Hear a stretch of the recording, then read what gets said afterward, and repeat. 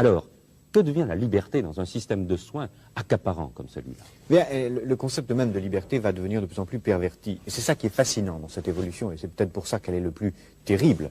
C'est qu'elle va récupérer tous les concepts, y compris celui de liberté. Je dirais même y compris les idées d'Illich dont vous parliez tout à l'heure.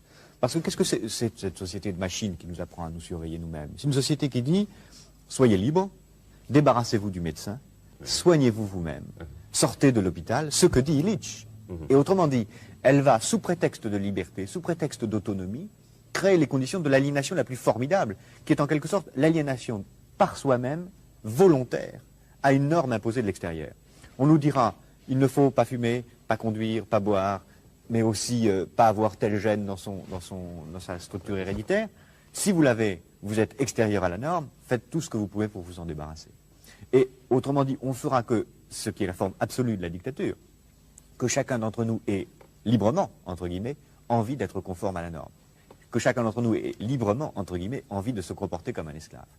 Et ce qui est la forme absolue de la dictature, puisqu'on fera que chacun d'entre nous aura envie d'imiter un modèle, une copie, une sorte d'idéal standardisé qu'on nous imposera de l'extérieur.